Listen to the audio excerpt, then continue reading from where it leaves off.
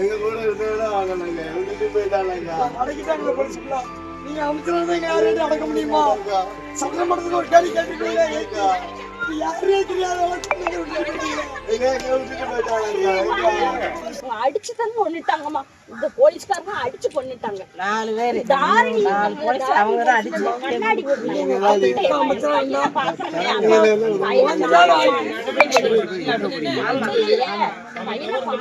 அப்படின்னு சொல்லி சொன்னேன்.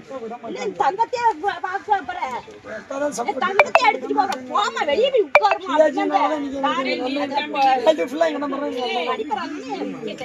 கண்ணாடி போட்டு பேர் கேட்டு தாரணி அப்படின்னு சொல்லி சொன்னாங்க.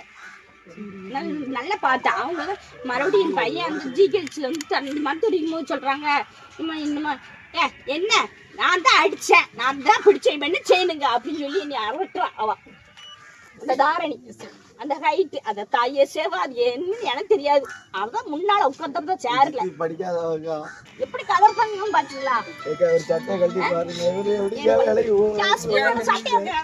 பாருங்க பாத்துக்கோங்க. நீங்க தான் இது பண்ணணுமா?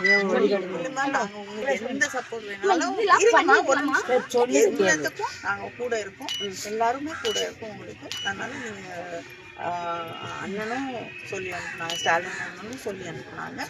உங்களை பார்த்து சொல்ல சொன்னாங்க. நீங்க வந்து தைரியமா இல்லைங்க, நாங்க கூட இருக்கோம். சரியா? அமைச்சர் போல அவ்வளவு தியேட்டர்ல படம் பார்த்துட்டு இருக்காங்க.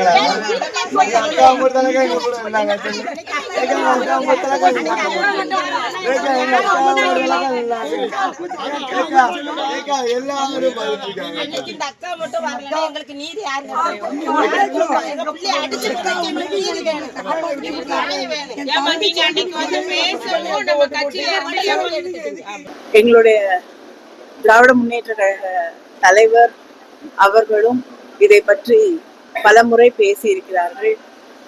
முதலமைச்சர் இந்த காவல் நிலைய கொலைகளை பற்றி வாய் திறப்பதே கிடையாது அப்படின்னு ஒரு குற்றச்சாட்டை எங்களுடைய தலைவர் அவர்கள் நேற்று முன்வைத்திருக்கிறார்கள்.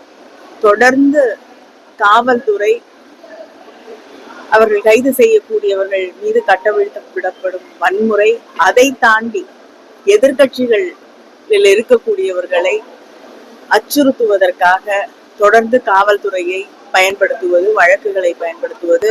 இந்த தூத்துக்குடியில கூட விளாத்திக்குளம் சட்டமன்ற உறுப்பினர் மார்கண்டையன் அவர்கள் அநியாயமாக கைது செய்யப்பட்டு அவருக்கு பெயில் கூட கிடைக்கக்கூடிய முடியாத ஒரு சூழலிலே பல நாட்களாக சிறையிலே இருக்கக்கூடிய நிலையை நாம் பார்த்து கொண்டிருக்கிறோம்.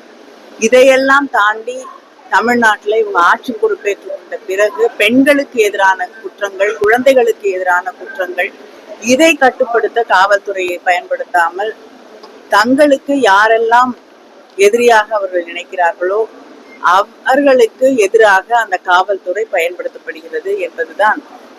சென்னையிலே தமிழ்நாட்டில் போராடிய மாணவர்கள் மீதும் கூட காவல்துறையுடைய வன்முறை கட்டவிழ்த்து விடப்பட்டிருக்கிறது என்பதை நாம் பார்த்தோம்.